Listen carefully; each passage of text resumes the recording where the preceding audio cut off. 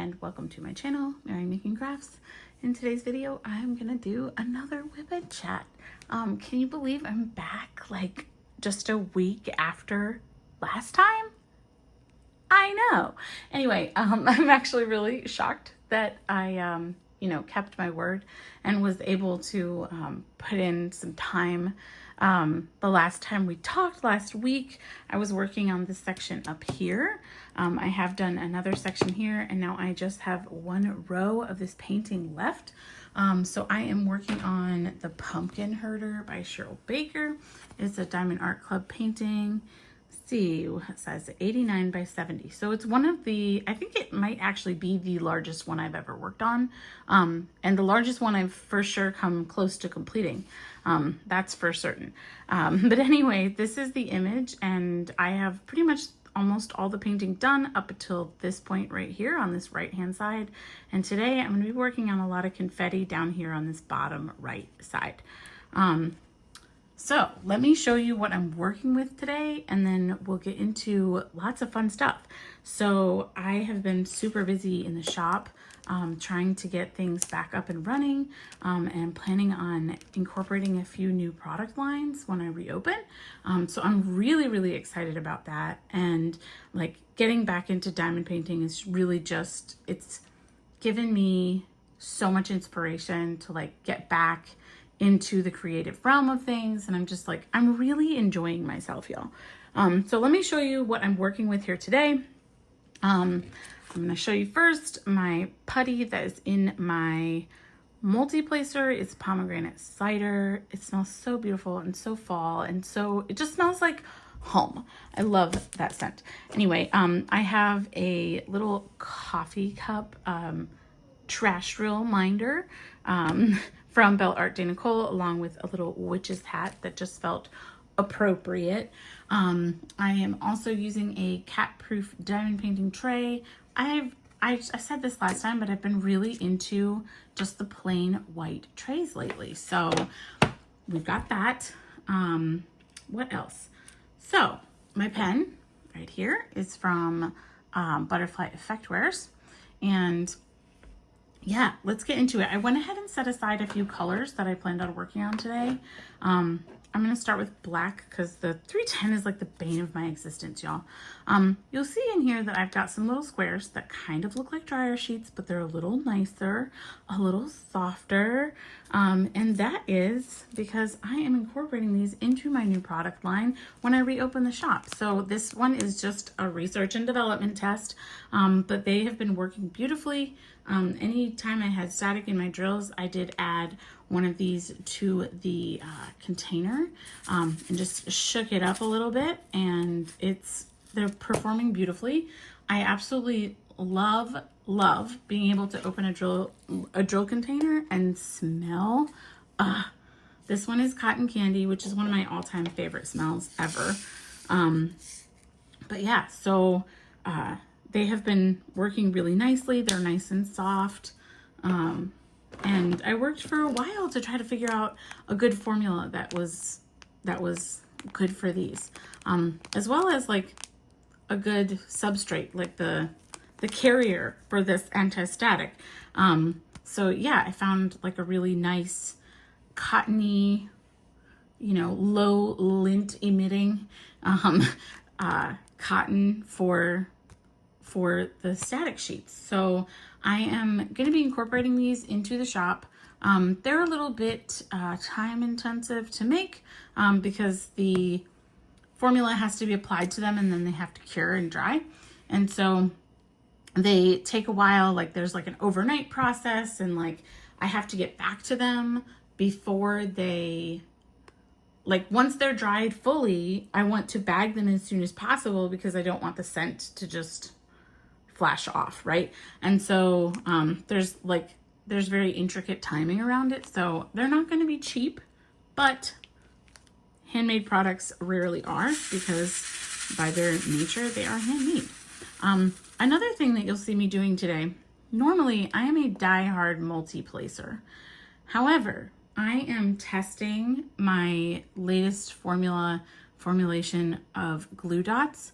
I've been as you probably will know, in the process of creating these for about 3 years now. And I thought I had a formula that worked. And then as time went on, that formula did not work. And so I went back to the drawing board, back to square one. And that's where we are today. Kind of. Except I think I have a winning formula. I think I have something that's really working and I'm loving using it. I multi-placed, or no, single placed, excuse me, almost, whoops, I just hit my camera. I single placed almost this entire section up here with one glue dot, and that is the glue dot that is still in my pen since yesterday. And I am just giving it a shot to see how long it's gonna last me today, but it's working beautifully. I like to use old brass tips. Like, I like the metal tips, the stainless steels, but the brass are my go-to, even though they bend. Like, they're cheap, they're replaceable. I have single tips that I've like purchased from Amazon or Temu, wherever. And I wanted to make sure that I created a dot that would work well in brass tips, since I feel like that's what most people use. But maybe I'm wrong. I feel like a lot of people are starting to get more into the stainless steel tips, but I don't know. I'm a die-hard old school brass tip girly. I don't know. I've used lots of the single placers in the past and I just I haven't loved them. But anyway, we are testing this for that nice pop. Whoops. Oh my gosh, I keep hitting my camera. What is happening? So yeah, you can hear that beautiful pop. Pop. I'm just going to keep hitting my camera. It's fine. You'll be okay. This is more about the sound anyway than the visual. But yeah, you get the idea. I also started kind of holding my pen a little differently. Also, peep this nail. I just got my nails done 10 days ago, and this is already breaking. I got like builder gel, which is supposed to be like long lasting and make your nails really strong. It has made my nails strong. It feels a lot like acrylic, but without the like harshness, I don't know what I'm saying, without being so harsh on your nails. But I'm disappointed in the adherence here. But anyway, yeah, they're beautiful. I just got them done, like I said, 10 days ago. And actually I went onto the calendar to see when I had my nail appointment, because I was like, wait, how did this break already? What is happening? So yeah, I'm a little bummed about that. Anyway, what was I saying? I was saying something before I was paying attention to my nail. Oh, I was talking about how I was holding my pen. So I was holding it like this or like this for a long time, and my finger would I don't know, it just didn't feel right.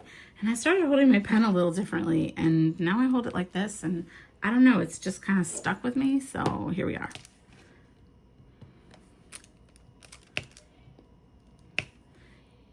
If you hear loud noises, that would be like loud speaking. That would be our nanny, who is currently with my daughter, playing and doing Lord knows what. It's never quiet in this house anymore unless Natalie is actually sleeping. So I'm like, you know what? We're just gonna have to roll with it. But so I was like, yeah, I don't think you guys, you might not even be able to hear it. I don't know.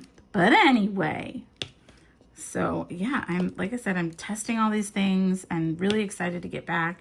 What I'm planning on doing is doing one release per month.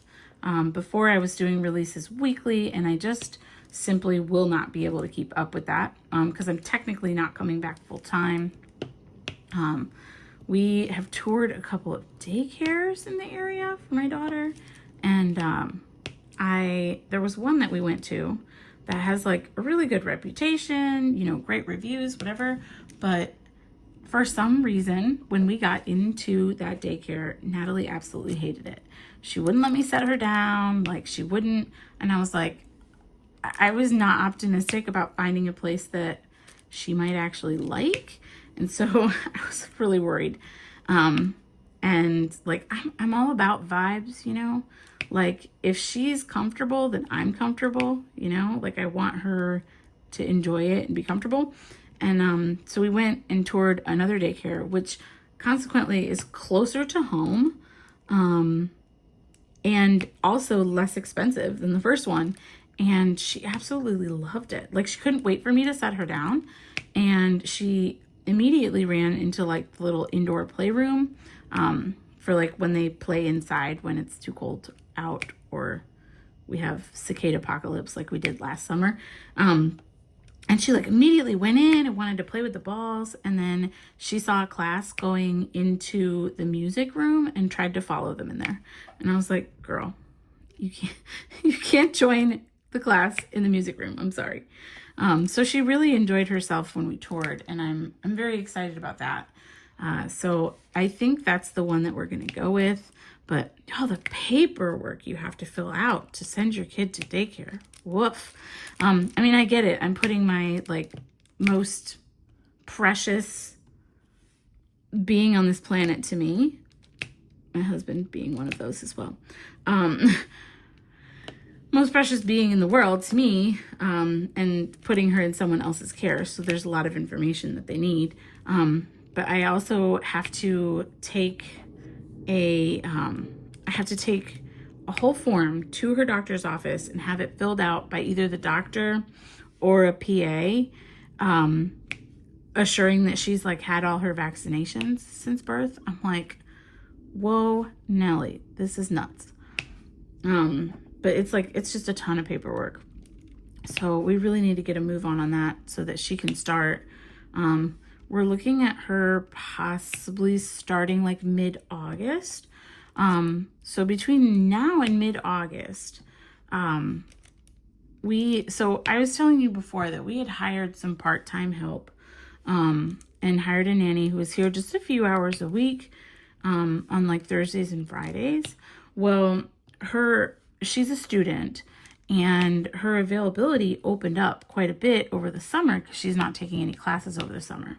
So we kind of made a judgment call, since we hadn't found a daycare yet, to try to give me a little bit more of a chance to like get in the shop and get working and like build up some inventory before I open, was to have her here for 3 full days a week.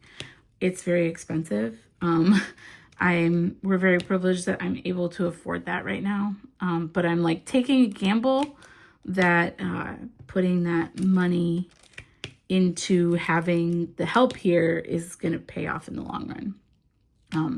So the daycare option obviously is cheaper than having, you know, one person coming into your home to take care of your child. But we absolutely adore our nanny.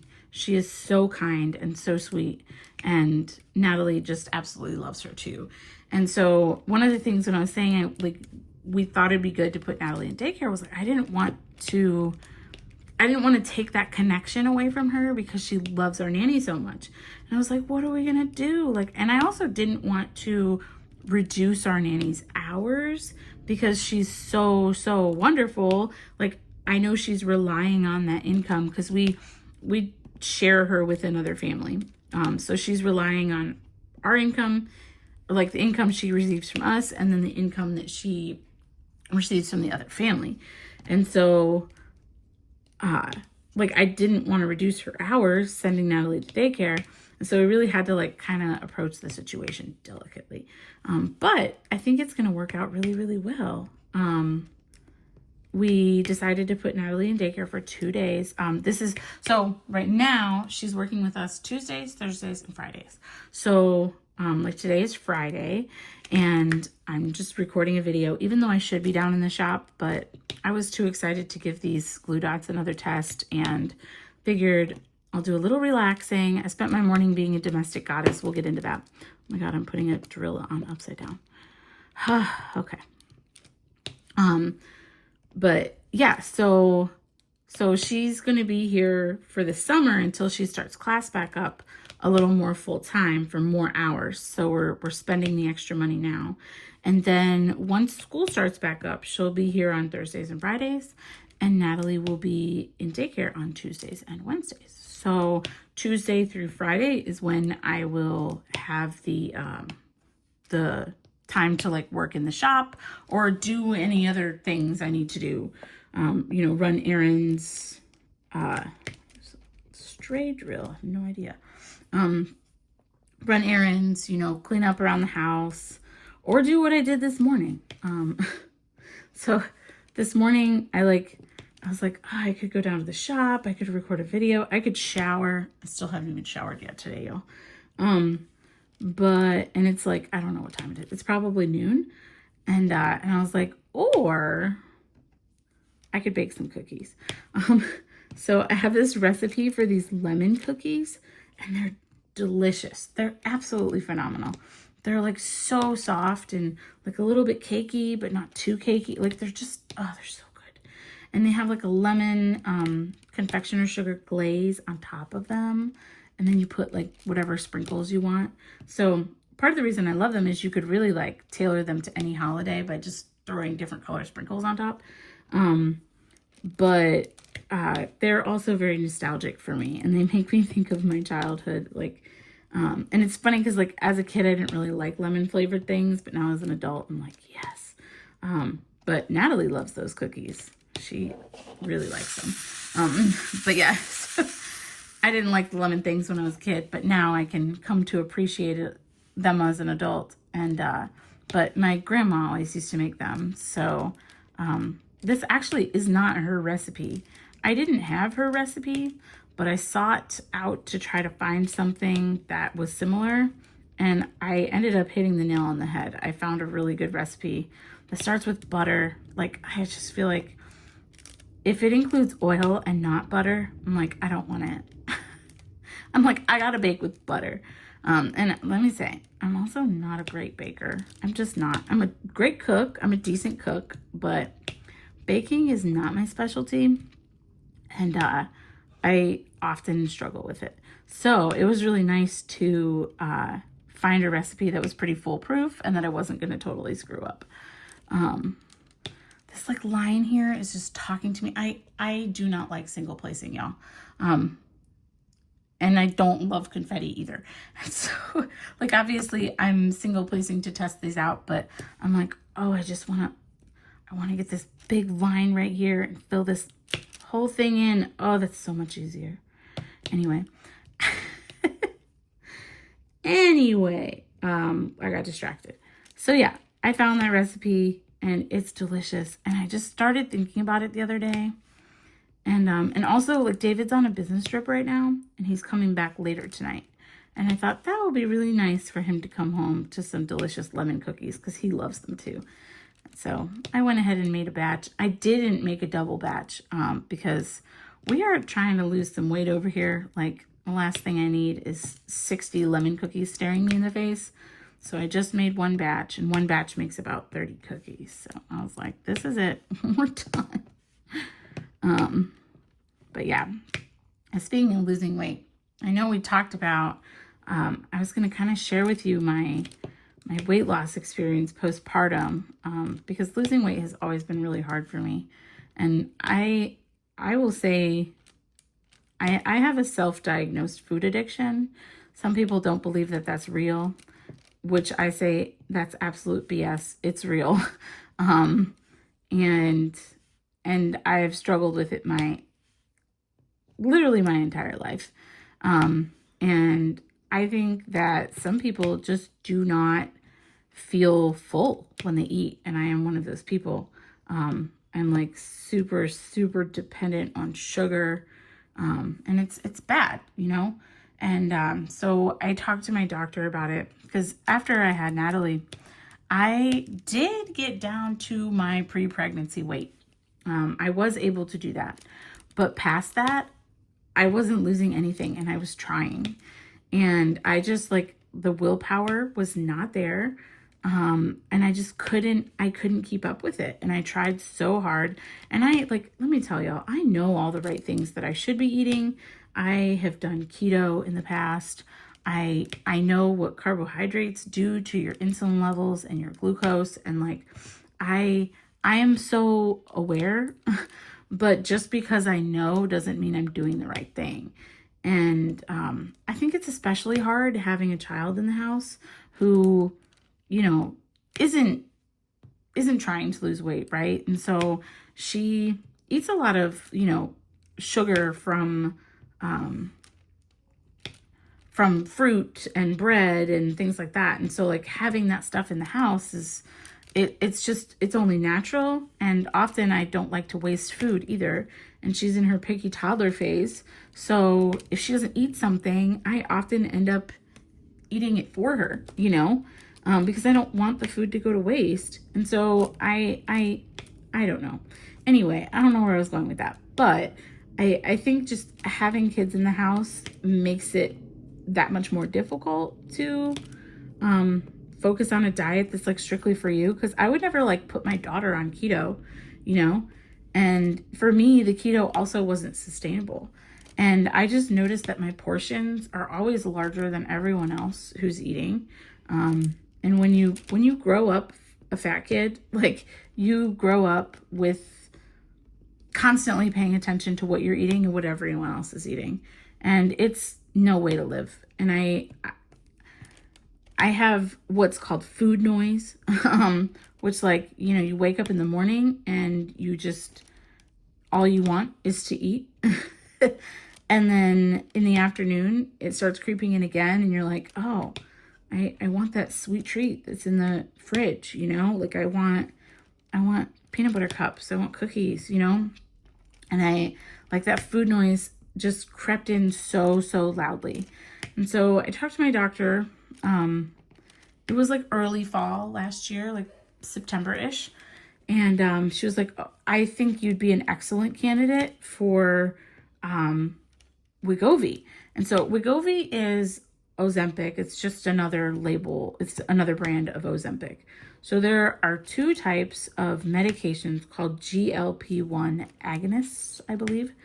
And basically what they do is they target your hormone, your appetite inducing hormone, and they chill it out basically. So they say, you know, it comes in and says, whoa, are you really hungry or are you just eating to eat? And I think that's one of my biggest problems. And so there's, man, I'm so tempted to multi-place. It's bad. So there's two types. There's Ozempic and then there's Zepbound, which is tirzepatide. So my doctor, and tirzepatide I have heard from multiple people. So let me just say, every time that something like this comes up where I'm faced with an option, especially a medication option, I rabbit hole is what my husband likes to call it. And I do tons and tons and tons of research. I spend time on Reddit, you know, reading people's actual experiences, and reading research papers and things like that, and finding reputable sources of information.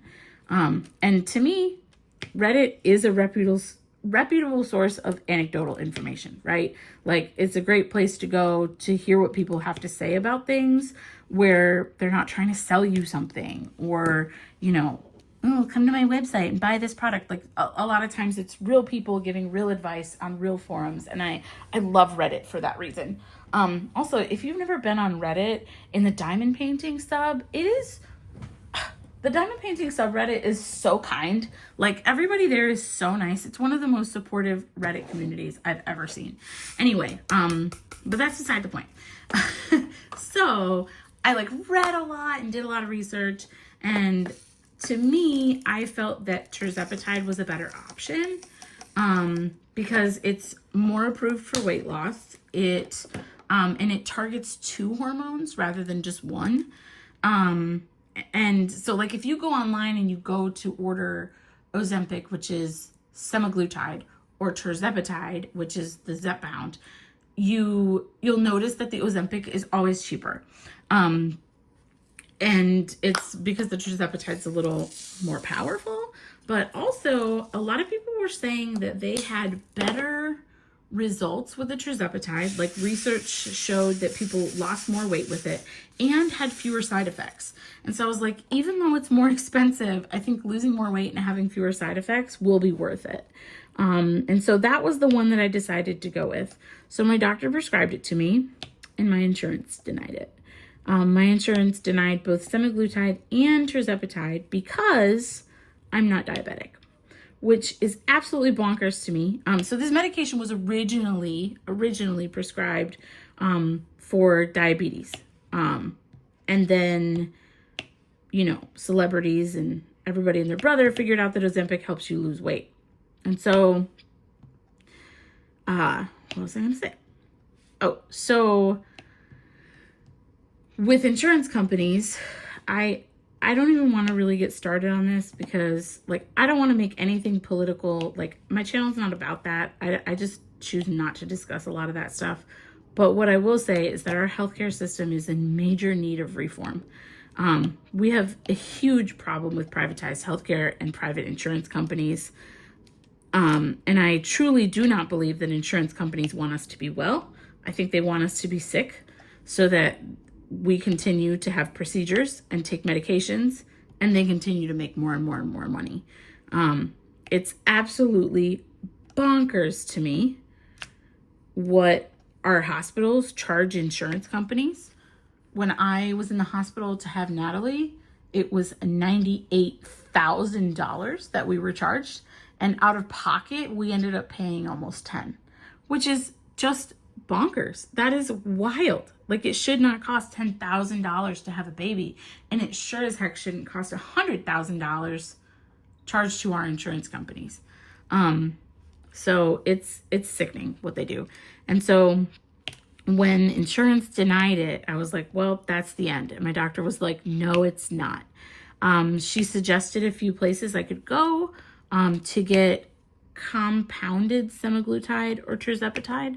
So if you are interested in this weight loss journey and interested in getting these medications, I have quite a bit of experience purchasing it through compounding pharmacies. So what compounding pharmacies do is they take the peptide that is used to make semaglutide and tirzepatide, and they mix it for you with something else, like a vitamin B12 that we could all use a little more of. And legally, they're allowed to sell it because it's not the same thing. The only issue with it is while the pharmacies are FDA cleared and safe to use, the actual compounded medication is not FDA cleared. However, if you're purchasing it from a reputable source and a reputable pharmacy, I see no problem. I've had wonderful success with it, and highly recommend. So I started tirzepatide at the end of October last year. No, at the beginning of October, sorry. And by the end of March, I had lost 40 pounds. And I felt great, and, you know, it was wonderful, and I was feeling so amazing. And so I ended up talking to my doctor because I hate sharing this information because I feel like it puts a lot of pressure on me. But I will say we would like to have another child. And with that, I did not want to be on this medication while trying to conceive because I just think, it worried me. So at the end of March, I went off the medication. I gained like 25 pounds back so far. And I'm like, great. And I can't believe the difference between being on it and not. Being on it, I'm just able to make sensible choices and eat healthier because the cravings are not so loud and I can shut them out. Like I can't do that without the medication. So even though we are trying to conceive, I just decided with my doctor's guidance that the benefits outweigh the risks at this point, that if we do find out that we are going to have another child, that I can just stop taking the medication. So at this point right now, just FYI, not preggo, and not really anticipating it happening anytime soon. It took us quite a while to get pregnant with Natalie. And, but now, like, I feel like I can give myself a lot more grace for a second child just because, you know, I've been through it before. I know what it's like. I want to have a better game plan for like getting back to the shop this time.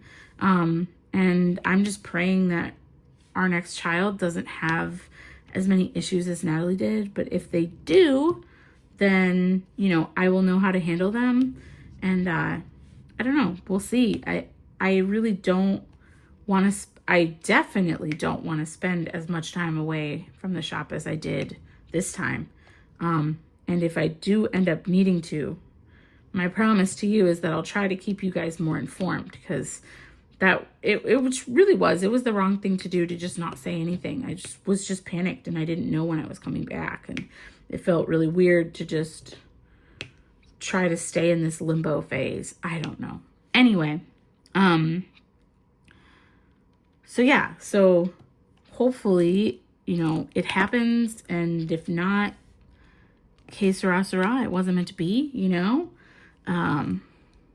We'll see. But yeah, so that's my journey with the tirzepatide, and you know, I did experience, just side effect warning if you're queasy or nauseous, I don't know, but I did experience at the beginning some nausea, but I never actually like threw up. However, the second time restarting it, I did, which really sucks. But toward the end of my journey last time, I started experiencing a lot of digestive discomfort, in that TMI. I was spending a lot of time in the bathroom. We'll just say that. And I was really uncomfortable, and with quitting that resolved. And so I guess I'm a little bit worried that eventually it's going to come to that again, but I'm like, I'll cross that bridge when we get there. And like, there's a lot of supplements and things you can take to try to mitigate that issue. I think I was also eating way too much like probiotic yogurt. So I think that maybe had something to do with it. So I'm hoping next time that I can approach it with a little more caution and try to resolve it without just stopping taking the medication. But for now, I'm pretty comfortable. And I'm very hopeful that I can at least take off a little bit more weight before we do have another child. But no worries, guys, because even if we have another one, it'll be 9 months before that kid comes, hopefully, if all goes well. So don't you worry about a thing. I'm not going anywhere. At least for, I would say, the next year, I won't be going anywhere. But yeah, so I'm excited about that. I'm hopeful. But I try not to get my hopes up too much, because like I said, it took us almost a year to get pregnant with Natalie, and that was it was a long time. It was a long time to wait. But I figure if it's in God's plan for me, then it will be. And speaking of that, actually, so again, I don't want to get political or religious on you. Like, this, to me, this isn't the space to talk about that. However, I will just share that when Natalie was about 7 months, about six, I don't know. She was actually probably 4 or 5 months old. David and I started talking, and I was like, you know, I would like this child to grow up knowing God. And I would like her to go to church and make those decisions for herself, but at least experience it. And, you know, obviously experience it through the way that we live our lives. But then have the opportunity to like worship. And so David grew up a Catholic, and my mom was Catholic, and my grandmother was Catholic. And when I grew up, we went to church every now and then, but we never really stuck with anything. And my mom always says that's one of her regrets from when I was a kid, was that she didn't take us to church. And so I just wanted my daughter to grow up at least knowing the faith, and then she can make her own decisions. And so we decided to have her baptized in the Catholic faith, which we were able to do because David is Catholic. But I decided shortly after that I wanted to join the Catholic Church. But in order to do that and get confirmed, you end up taking a class. It used to be called RCIA, now it's called OCIA. But it's basically just information for months on end. And you go to a class weekly at your parish, and you learn about the Catholic faith. And that was a really beautiful experience for me. It was, I was going every Monday night and taking a class with the deacon, and I really, really fully enjoyed it. It gave me beautiful insight to the Catholic faith and just affirmed my belief that there's a God out there. And I'm really sorry if you don't agree with that. But after the birth of my daughter, I had absolutely no doubt that miracles exist and there's a God out there that created us. And so if you don't agree, that's okay. Let's not comment on it. You are welcome to unfollow. But this is a space where I believe in God, and I feel inclined to share that as his disciple, right? Like, we are all disciples of God. Anyway, but that's all I'll share. I am not going to throw it down anybody's throat, and you are free to believe what you would like. At the end of our time, who knows, right? I'm not here to judge, and I am friends with many non-believers, and we coexist, and that's fine. That's the beauty of our life on earth. So I just wanted to share that because it was a really pivotal moment in my life. I was confirmed in the Catholic Church during the Easter Vigil this past April, and it was a really beautiful experience, and I'm really glad that I did it. So we've been going to church every Sunday pretty much, unless there's something keeping us away. You never know. People get sick or whatever. But yeah, so it's been very enjoyable. So that was another thing that was keeping me very busy. But it felt like it was the right thing to do, and I fully believe it was. Anyway, I am moving on. I'm going to do some ABs here just because I see them, and I want to see. The glue dot performed beautifully with my ABs yesterday, but it's getting a little less sticky now. So I just want to see, how it does, but I think it's going to do well. Oh yeah. I don't know. So other glue dot users, you'll have to tell me. The glue dots that I am used to using. So I've said this multiple times, but I will reiterate. I use putty in my multi-placer, glue dots in my single placer. Always have, always will, I think, unless something amazing comes along. But these are the glue dots that I use. They're just little micro dots. I find that one fits perfectly in my brass placers. Some people say you need 1.5 or 2. I don't like it gushing out of my placer because I find that it just like picks up extra drills and annoys me. So these are the glue dots that I use. Whenever I start using a new glue dot, they're so freaking sticky. They drive me crazy. However, I will say that in order for them to be able to stick in your pen, they have to be super sticky. So when you're using a new glue dot, and tell me if you have this experience too, when you're using a new one, you have to do things to make it less sticky. Mostly rubbing it on your finger or on your shirt. I usually use my shirt. I feel like I don't have enough oils on my fingers for it to like help with the tackiness. But I usually rub it on my shirt, and I'll just and I have to do that multiple times. So with the glue dots that I created, they're kind of the same situation. You do have to, for lack of a better word, de-tackify them a little bit. But I was like, well, that's a commonplace issue with regular glue dots anyway. So I don't feel like that's going to inconvenience anybody. But I feel like once you get it to the point of like the right tackiness, it's good for like a really long time. You just have to get in your groove. Am I correct in assuming this? Can y'all tell me down in the comments below, like pause this video and tell me your experience with glue dots if you are a glue dot user.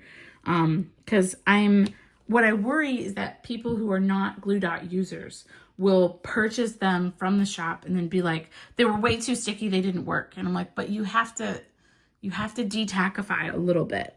Because that's just the nature of glue dots, y'all. But I absolutely adore them. It's like my favorite thing to use in a single placer because it lasts forever. I mean, as you can see, I am still using the glue dot that I put in here yesterday and single placed almost this entire section. Almost. There were a few spots where I was like, I'm getting my multi-placer out. I'm tired of this. But for the most part, I would say about 75% of this section I single placed. And then I've already single placed pretty much all of this. And I'm still going. Like, it's still fine. So I'm a firm glue dot believer. And I'm very excited that I finally have a formula that's working. Because it took me a long time to find the right thing. But yeah, I'm excited. Anyway, what color do I want to do next? I'm getting bored of these greens and blacks. Do you ever do that? You're like, you had a plan for a color you were going to use, and then you were like, nah, I'm going to go somewhere different. I need a change of pace. Okay, I noticed this yesterday when I was painting with this color. Look how gorgeous this purple is. I don't even know if you can really fully see it you can't. It just looks kind of black on the phone. But it's this like super deep, gorgeous purple. It's number 154. I'm obsessed. It's so good.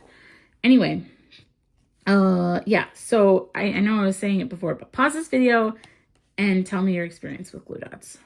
And do you love them? Do you hate them? Are you an avid user? Have you never tried them? Yeah, just let me know. I'm curious because I feel like it's mentioning glue dots. People are like, oh, I've never used those. I'm like, what? I don't think I would be surviving without my glue dot in my single placer, especially not when I have confetti heavy sections. It just like ticks me off to have to change my putty a zillion times. But like I said, putty in the multi-placer, glue dots in the single. And some people use glue dots in their multi-placer, and I haven't figured that out yet. And maybe I'm dumb. I'm like, I don't understand how to do it. Because you like shove them in there, and then again, they're too tacky for a long time. And like, it's so hard to put the drills down, and it just makes me mad. And so I don't know. I don't think it's worth it. But y'all tell me, do you use them in your multi-placer too? Do you just shove a bunch of them in there? Like, tell me how this works. And like, eventually in the product line, I'd like to, offer larger ones or longer ones for multi-placing, but I have a hard time with that because I don't use them for that purpose. So maybe I'll just stick to the originals and call it a day. I don't know. But yay, it is still working even with other drills too. I find that with the ABs, like no matter what substrate you're using in your pen, the ABs always have a little bit of their coating come off. And like whether it's putty or glue dots, like the coating comes off a little. And so actually that was one of my things where I was noticing yesterday when my glue dot was way too tacky. I actually went and I worked on some ABs, and that helped bring the tackiness down a little bit too. So there's another fun tip for you, is if your glue dot is too tacky, work on some ABs and it will help to de-tackify just a little bit. But I've been having so much fun getting back to the shop. I'm having a blast. I'm thinking when we reopen, I was originally thinking I didn't want to debut any new scents when I reopened, but I don't think that's going to be the case. I get way too excited about things. And so last night, I'm laying in bed. Y'all, it's after midnight. I had finished this section up here after midnight last night. And I'm laying in bed and I'm literally just scrolling through fragrance oil companies, because, and there's a zillion of them out there. You can get fragrance oils from all kinds of different places. And because I had mentioned before, like some people don't want to buy a bunch of different scents. They just like want a lot of one scent. I'm like, make your own. Take some tack. You know, I have a formula, developed at home that I use to make my putty a little stiffer and to, and it's like a specific putty that I really like to use. But if you want to make your own, you can go and get a sample size formula or sample size of oil and some whatever your favorite sticky tack is and mix them together, and you'll have an awesome putty and a lot of it for a low price. But I think part of the joy of like purchasing from the small shop is you can buy a bunch of them and you don't have to buy a bunch of fragrance oils and get stuck with them all, you know? But anyway, so I get, oh my God, y'all, I just dump my drills everywhere. But I get really excited about fragrance oils because I get stoked. So I have to share this too. And I'm sure I'll share this like when I debut the shop, but I'll give you a quick sneaky peek of a scent that's coming. So when I got married, there was a perfume that was kind of all the rage in 2021. And I mean, it still is. A lot of people still wear it and I still smell it occasionally. And I kind of love that. But it's a very expensive perfume called Baccarat Rouge 540. Baccarat Rouge 540.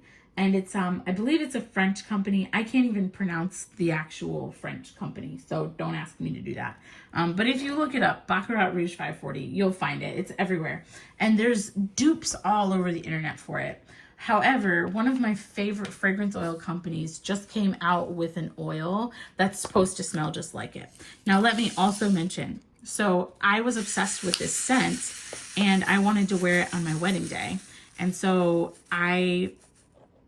for our wedding, I was gifted the Baccarat Rouge 540. I mean, we're talking like a tiny bottle, if you want to look at your screen for a moment, a tiny bottle that like fits in my hand like this, little square. I don't know how many ounces it is, maybe 3 something. Little square bottle, $350 or something insane. It's insane. It is the stupidest cost I've ever, like, it's the most frivolous purchase I've ever made. Like, but that was my wedding gift for my husband. And let me tell you, I use it very sparingly and I use it for special occasions and I wear it for, you know, our anniversary or if we're going out on a really nice date night or to a party. And I mean, like, we go to those things so seldomly that I don't think I've even used half the bottle yet. I've probably used maybe a third, probably around a third of the bottle. And that's since, like, we got married in 2022, okay? So, like, it's lasted me a very long time because I don't wear it every day. But I absolutely adore that scent. And while it is popular and it's kind of everywhere now, I wanted to create a putty that smells like that. And I'm like, how can I deny my people one of my favorite smells? I was like, we're going to do it. So that's definitely one of the new ones that's going to come out. But I do want to restock a bunch of old ones because I've had some requests. Right now on my list, I've got blueberry. That was a request from someone. And banana cream pie was another request. So if you have a scent request, y'all, please let me know. I'm thinking I'd like to bring back a couple of the Halloween ones too. I want people to be able to get those in September rather than October, because by the time you order it in October and get it in, you've only got a couple weeks to use it before it's not Halloween anymore. And so I would like to kind of do those releases ahead of time. So I plan on kind of doing some like October-y, Halloween-y things in September. And then I have like a whole list of things, but then in October, I plan on bringing out some of the fall scents that are more just like fall themed, I guess you could say. I don't know, pomegranate cider was a very popular one, so maybe we'll bring this one back in October, I don't know, or September, y'all tell me. And then in November, I want to bring out the Christmas stuff and the winter stuff so that yo, we can get ahead of it. Because I feel like I was very last minute last year. And like, we were already in November for our last release, and I still hadn't released any Christmas stuff. So I haven't released any Christmas stuff in years, and I'm like, I'm so excited to do that. So if there's like a specific Christmassy scent that you would like, I have a whole sample pack coming in of Christmas scents that's going to be new, that are going to be new to me, coming in next week, I think. I hate when I see a drill that I missed. I have to like go back and open up the container and get one. But yeah, you let me know what you would like to see for Christmas or for Halloween or for any scents. Put scent requests down below. Even if you already left a comment about the glue dots, give me scent requests. Because I'd love to hear what people want, so I can make sure I'm giving you guys what you want. But again, at the same time, I realized that, you know, I was spending so much time, so much energy on the shop, that I wasn't doing anything for myself before. And so I really want to slow down and take a step back and make sure that I'm going slowly and that what I'm doing in the shop is scalable and doable. I have no idea what demand is going to look like. I might get 3 sales. I don't know. And so I'm trying not to worry about that, and just have fun with it. And I really think I am achieving that purpose right now. Like, I'm having a blast getting back down there. But I'm also taking the time to test out the products and diamond paint myself, because it brings me so much joy. And it, like, even last night, I should have been sleeping. I really should have. I'm exhausted right now.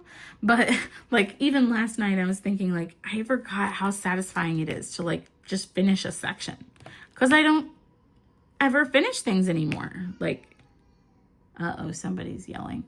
Somebody's not happy about something.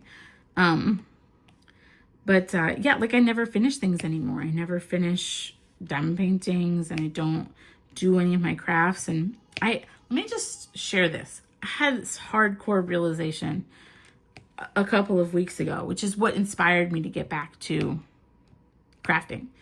So I found this stupid game on my phone that I started playing. So during Lent, if you're familiar with the Catholic season of Lent, it's commonplace to get rid of something in your life that's separating you for 40 days between Ash Wednesday and Easter, to get rid of something in your life that's separating you from your loved ones or God.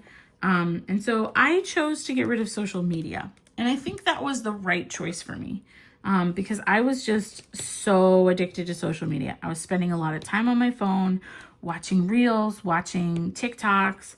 And like, when they say comparison is the thief of joy, it is so, so true. You know, I found myself kind of spiraling and watching what other people were doing and thinking like, oh, my daughter isn't saying words yet. Like, do I need to be, you know, concerned, and like constantly worrying about things rather than just enjoying my daughter. And so I was like, I am spending way too much time on social media, comparing myself to other people and worrying about what everybody else is doing. And quite frankly, y'all, I have like stayed off of it since then. I still go on social media. I still watch things here and there, but it's much easier for me to peel myself away. However, what happened during Lent was my fault. But what I did was I got rid of social media and then realized I had a lot more time in my day. So instead of doing something productive with that time,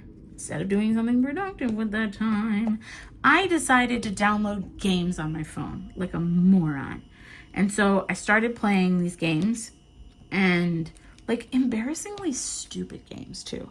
Like, I mean, they're fun, but like there's this one game, and I'm like, if somebody saw me like in a doctor's office just sitting there playing this game, I don't know why, but I would be embarrassed. Like, cause I guess maybe it feels childish to me or something. I don't know. It's plenty of people play games on their phone and it's fine. But like, I was like addicted. I mean, at multiple hours a day. Like, the nanny would come, and instead of me going and doing something productive, I would lay in bed and play games on my phone for like 3 hours. It was bad, you guys. Like, I'm embarrassed. There was this game though that I was playing where you like cook food and serve it to people. royal cooking or something like that. It was very fun, but I was addicted.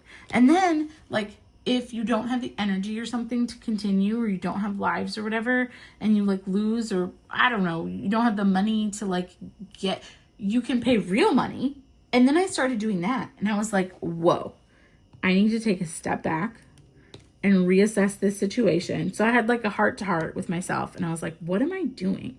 Like, especially because, you know, Natalie would go to bed at night, and my favorite thing to do was get in bed, play my games, and disassociate, which like, that's all well and great. Everybody needs their like relaxed time, but it's like, I could be spending time disassociating by diamond painting and actually getting something out of it. Right. And I'm like, right now I'm literally just laying in bed and rotting, and it's not good for anybody. Like, it wasn't a good situation, and I was unhappy too. Like, I felt so like sloth-like and lazy. And I was like, this is miserable. Why am I doing this?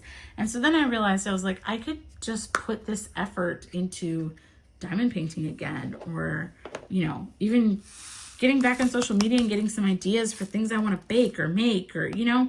And so I was like, it's time. So I deleted the games off my phone, and I miss them sometimes, but other times I'm like, why did I do that for so long? But, you know, you just get in these patterns and you get addicted to something, and it's really hard to pull yourself away. But I did, and I was like, okay, that's enough of that. My ADHD hyperfocus is over with that one. So yeah, we're done there. So that's good. Yeah, and I just realized, I was like, I need to go back to the things that I love and that make me happy.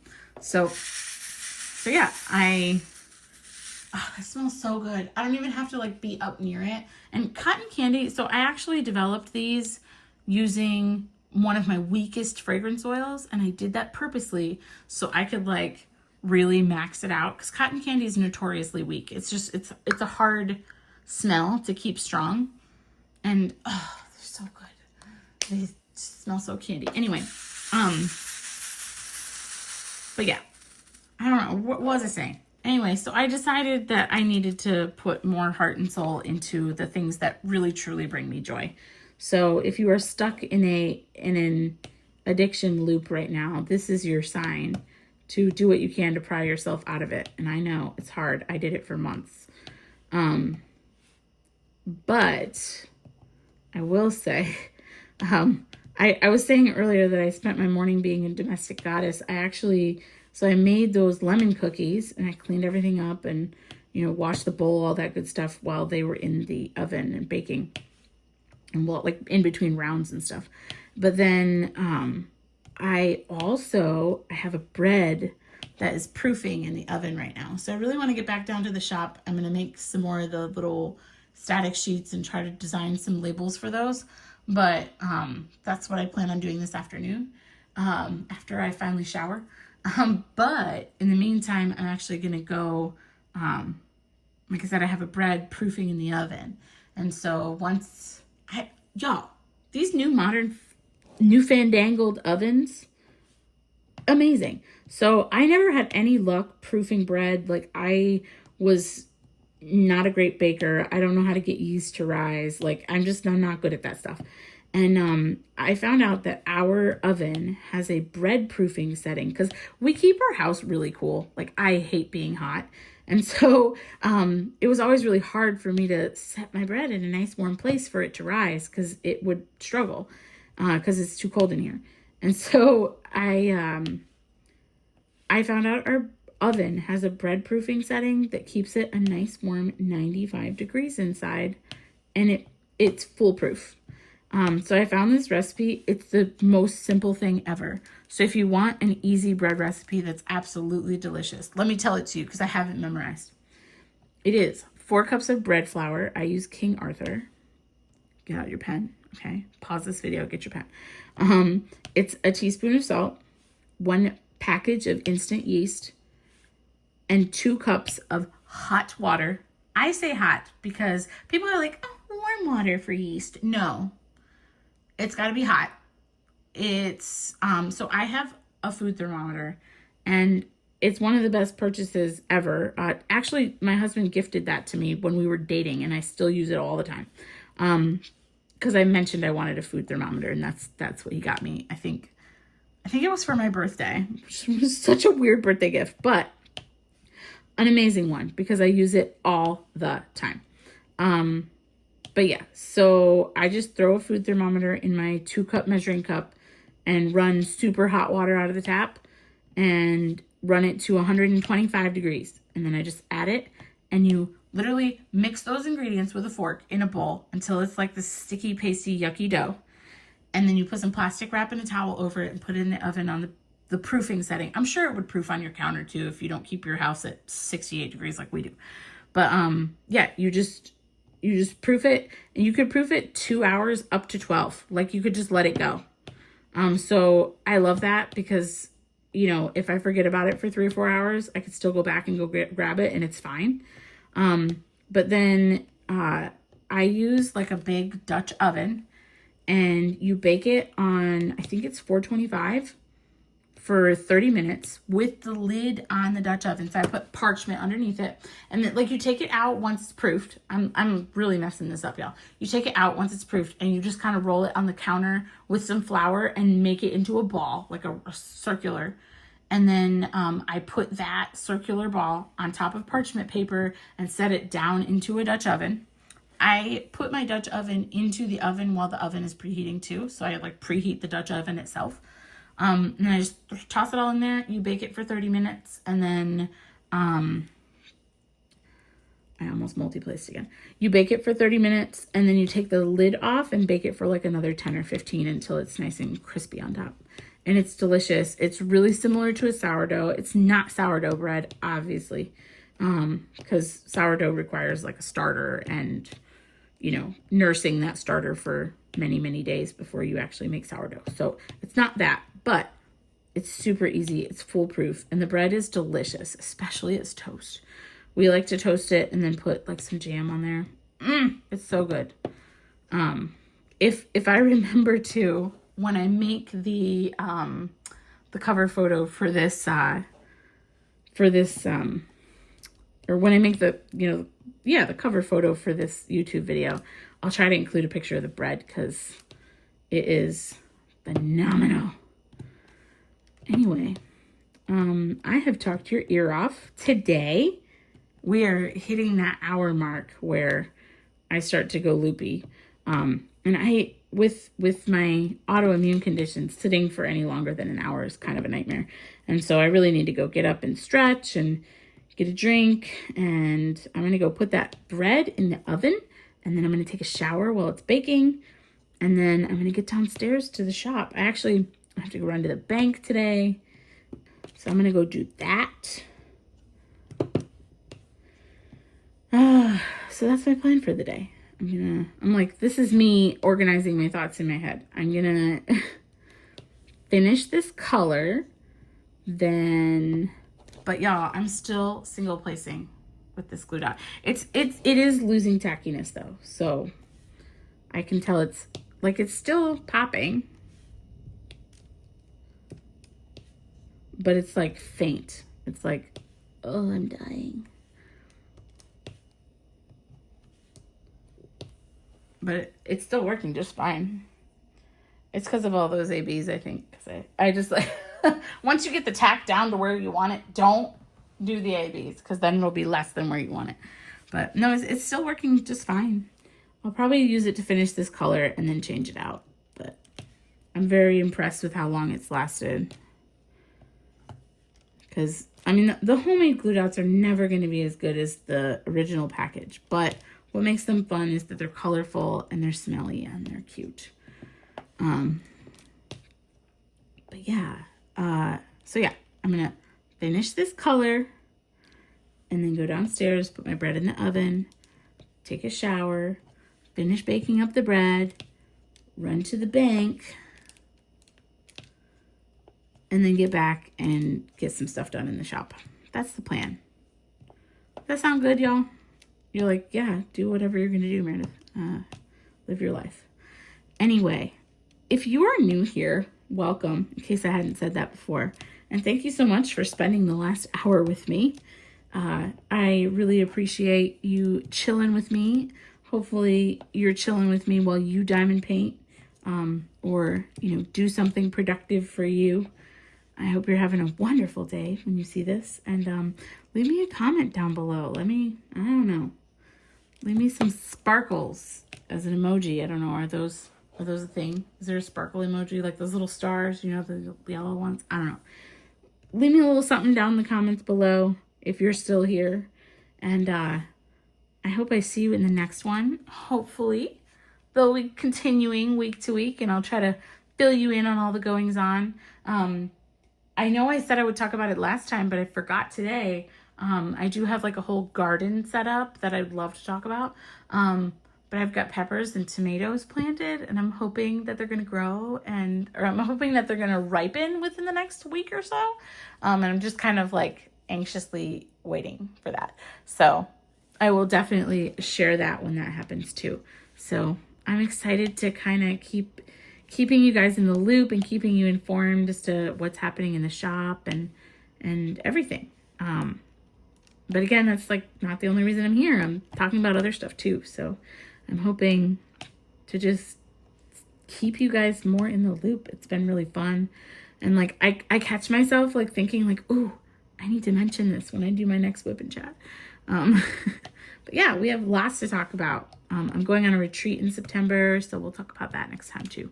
I need to write these ideas down to remind myself to tell you about them. Because my brain is always going 90 miles an hour. Mom life. Anyway, I love you guys, and thanks for spending this time with me. I hope you have a great day, and I will see you in the next one. Bye.